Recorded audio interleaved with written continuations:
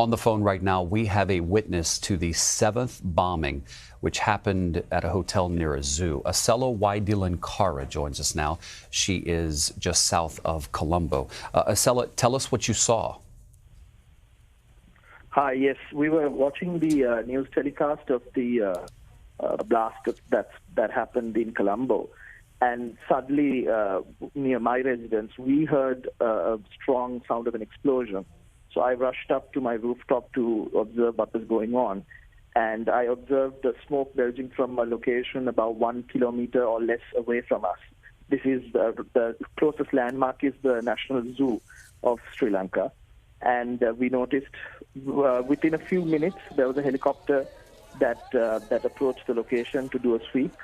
And then within a few more minutes, we could hear ambulances and fire trucks coming into the area. So we, at that moment, realized this was probably a larger attack in connection to the chain of attacks that we witnessed. Incidentally, so the news wires picked it up, and they said that 2 people had died in that particular explosion, as well as it was connected to part of the explosions that were happening in Colombo and other areas. How far have you been able to get outside the area where you are? I mean, what have you been able to see? Well, it's a little difficult because usually what happened is immediately after the 7th blast, within a space of 30 minutes, there was a firefight in another area called Demetakoda, which is another Colombo suburb. And police initially said the curfew was enforced from 6 o'clock in the evening till 6 o'clock in the morning for tomorrow. But then they revised that, saying that the curfew was enforced immediately and indefinitely. So basically we were advised by law enforcement not to step out of our houses and to remain indoors. So, Acela, we know that the government has shut down access, we're told, to sites like Facebook and Instagram. So where are you getting most of your information? Is it coming from television, radio?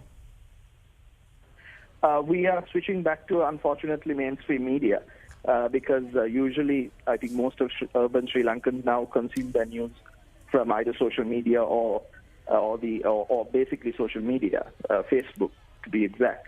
So, but right now the government has basically blocked Facebook's daughter companies, so Facebook, Instagram, and WhatsApp, as well as Viber. So those are the popular messaging and social media platforms in Sri Lanka.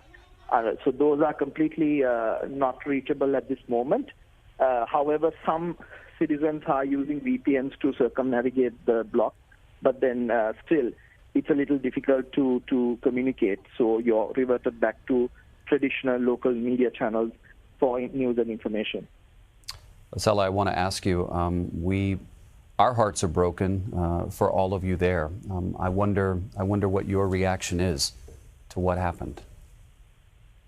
This is absolute grief and shock because we had a bad terrorism for the last 30 years. And actually next month it would have been 10 years of complete peace in this country and no incidents. So we as Sri Lankans are shocked and heartbroken, but yet we will persevere. And then my mind harks back to the time when the National Blood Service said that there was a shortfall of blood. Basically, there was an outpouring of people to the National Blood Center to give blood, so much so that they had to turn people away.